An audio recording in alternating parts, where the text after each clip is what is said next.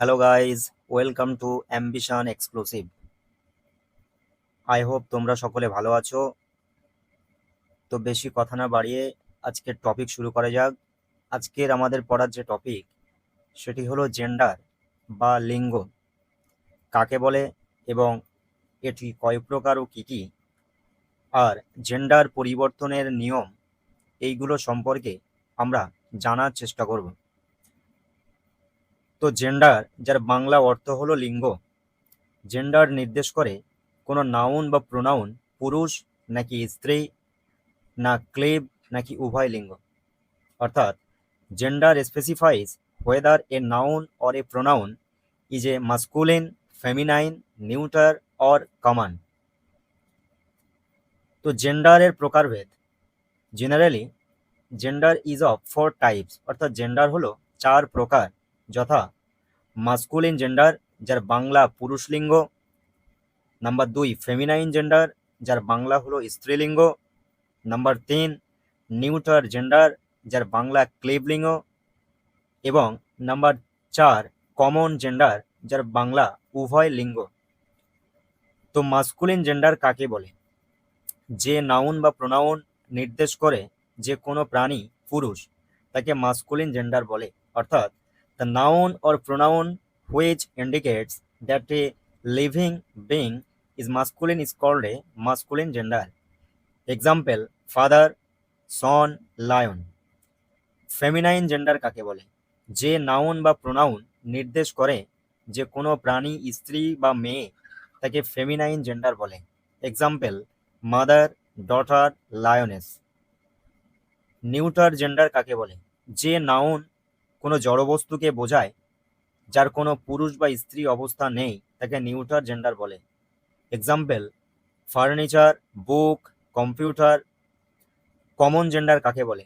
যে নাউন বা প্রোনাউন কোনো প্রাণীর পুরুষ বা স্ত্রী যে কোনো অবস্থাকেই নির্দেশ করতে পারে, তাকে কমন জেন্ডার বলে। এক্সাম্পল দে অর্থাৎ তারা, টিচার শিক্ষক, বেবি অর্থাৎ শিশু। তো এবার আমরা যেটা জানবো সেটা হলো জেন্ডার পরিবর্তনে নিয়মাবলী। তো নিয়ম 1, কিছু মাস্কুলিন নাউনকে সম্পূর্ণ ভিন্ন শব্দ ব্যবহার করে ফেমিনাইন জেন্ডার করা হয়। যেমন ম্যান, যার feminine woman; male, female; husband, wife; father, mother; brother, sister; dog, bitch; uncle, aunt; sir, madam; tailor, seamstress; bull, cow; fox, vixen; monk, nun. নিয়ম 2, কিছু মাস্কুলিন নাউনের শেষে ESS যোগ করে ফেমিনাইন জেন্ডার করা হয়। যেমন লায়ন থেকে lioness; poet, poetess; author, authoress; host, hostess; Jew, Jewess; manager, manageress; priest, priestess.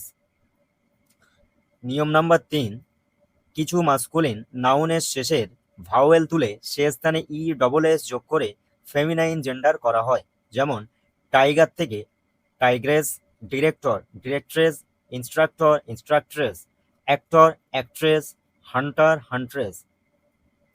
নিয়ম 4, কিছু মাস্কুলিন নাউনের শেষে একটু ব্যতিক্রমীভাবে ESS যোগ করে ফেমিনাইন জেন্ডার করা হয়।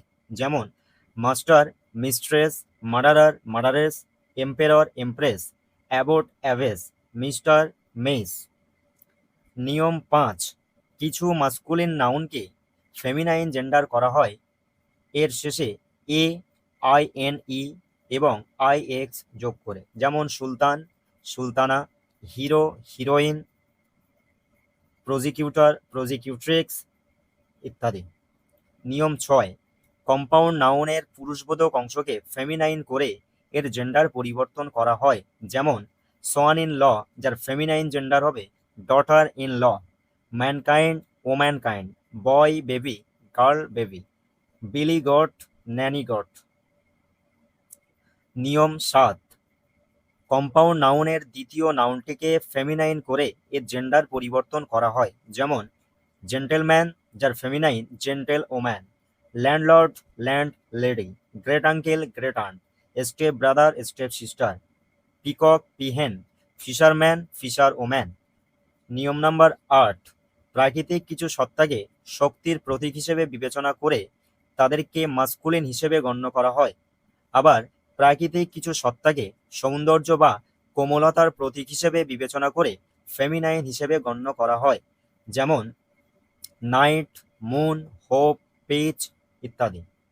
জাহাজ, দেশ, রেলগাড়ি প্রভৃতিকে সবসময় ফেমিনাইন হিসেবে গণ্য করা হয়। নিয়ম নাম্বার 9, কিছু নাউন সবসময় ফেমিনাইন হিসেবে গণ্য করা হয়, যেমন সেরিন, শ্রিউ, ভার্জিন, নার্স ইত্যাদি। নিয়ম নাম্বার 10, কিছু নাউন সবসময় মাস্কুলিন হিসেবে ব্যবহৃত হয়, যেমন জাজ, পার্সন, চেয়ারম্যান, ক্যাপ্টেন ইত্যাদি। তো যাই হোক, এই পর্যন্ত আজকের ভিডিও আমরা শেষ করলাম। যদি এই ভিডিও কারোর একটু উপকারের লাগে তাহলে অবশ্যই চ্যানেলটিকে সাবস্ক্রাইব এবং লাইক করে দেবেন, আর নিজের বন্ধু বান্ধবের মধ্যে ভিডিওটিকে শেয়ার করবেন।